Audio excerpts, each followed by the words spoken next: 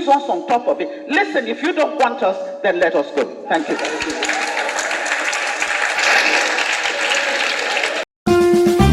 With you today to talk about a subject matter that is very close to our hearts, that is very personal to many of us, very sensitive matter, very painful matter indeed.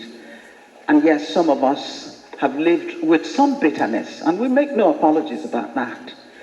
We were a people in war, led into war, not by our own wishes or design, but in self-defense. No apologies, Nigeria. No apologies to the world. But here we are. I'm sorry, I'm going to stand up, if you don't mind. My name is Onyeka Onwenu, and it's not the Onyeka Onwenu that you think you know, that you read about in the papers, but the Onyeka Onwenu that was born and raised in Port Harcourt. That's correct. And the person who made that statement knows. When he says DK Onwenu, he's telling you where this person came from. My father was the first Arrondissement man in the Federal House, and he was representing a Port Harcourt constituency. He was the principal of Enitonia High School. He was a brilliant man, but he died too early. Thank you. That's my background. I'm also from Abia State. Since I am Adamazi, I'm Onwenu. Adamazi. I'm from Imo State, Arrondissement, and I'm from Anambra, where my mother comes from. I can go there and live. I can do anything I want in Anambra. Nobody can say anything to me. I'm also from Lagos State. Surprise, surprise. Yeah, I'm from Lagos State. I married a Yoruba man. I have 2 Yoruba children. They only paid 5,000 naira as bride price, so we have a right to demand more money anytime. 5 minutes going. Yes, 50 years after I fought the war. As a young girl, 14, 15, 16, 17, I was in that war, and I lost many relatives. I worked in hospitals. I carried babies who died in my arms. I treated old people who took days to die. People were dying out of hunger. Even our soldiers were dying out of hunger at a particular point. But thank God, we survived. You see, when my father died at 40, he was a politician and also a principal, but he didn't have much money. In those days, you had to keep your day job, even if you were a member of the House of Representatives. Yes, my mother, an Anambra woman, was a trader. Put your hands together for Anambra women. She was richer than my dad, so my dad would borrow money from her to buy the land, and he never paid back. You know how it is. And my mother dared not raise the subject again. At the end of the war, I could not go back to Port Harcourt. My home was abandoned property. Those of you who come from Port Harcourt know the story. A home that a widow, my father had just laid the foundation when he died in a motor car accident, on duty. A building that a widow, and living just adjacent to us, the Ikopus on Hospital Road, we could see you, we could relate. In fact, I thought we were related, because every family in Port Harcourt was together. You didn't care where they came from or who they were. Once you're from Port Harcourt, every parent had the right to reprimand another child that you saw misbehaving. It was a beautiful town, but we couldn't get back to it. So for me, the Civil War never ended.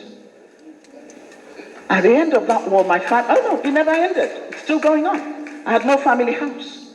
My poor mother went back to claim the property she was beating into a coma by people whom she had helped all her life and sent to school, because she's an Igbo woman, and now Port Harcourt belonged to another group of people. They forgot the sacrifices that the Igbos made. It's still going on. No apology has ever been made about that.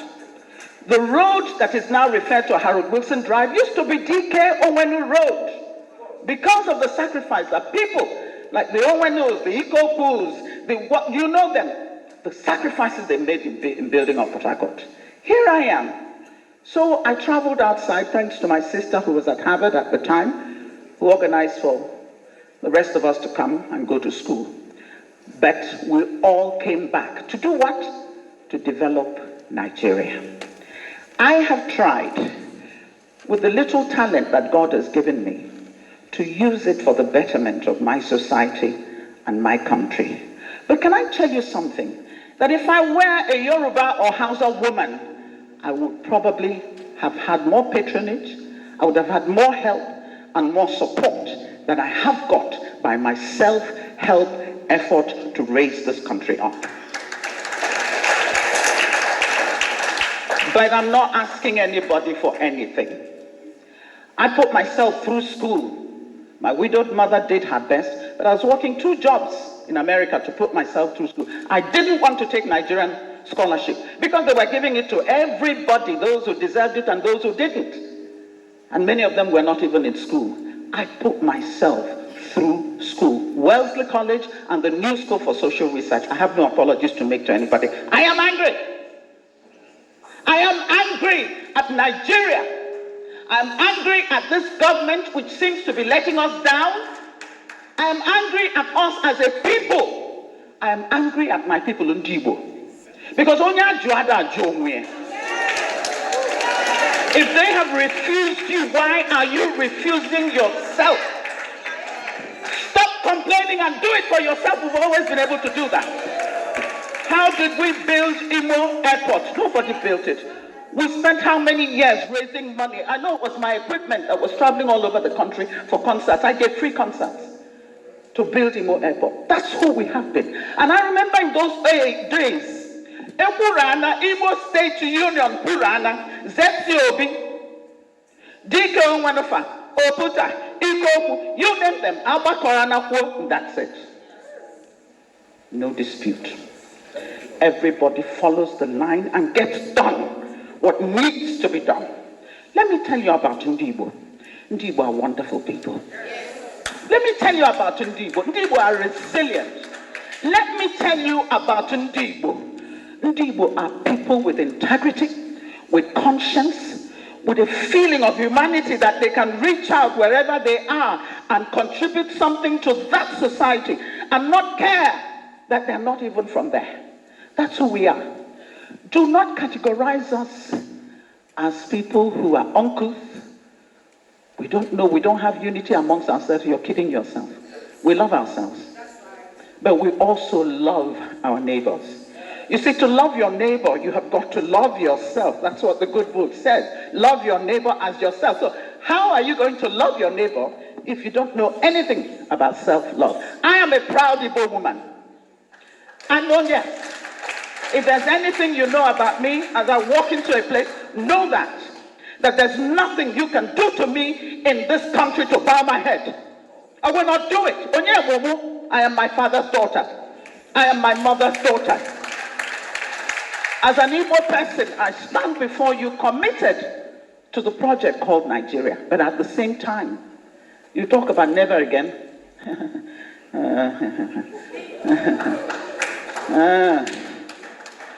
With what is happening now, never again? I don't know. But I will soon take my seat.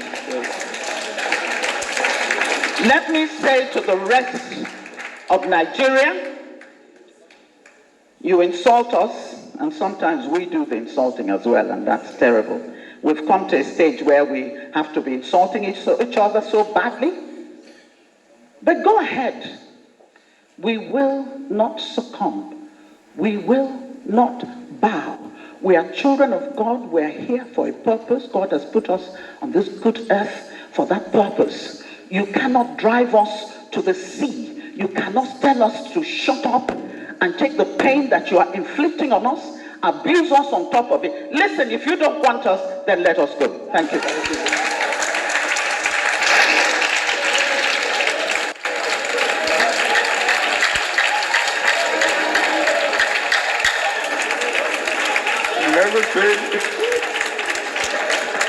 Never seen Onyeka in this form before.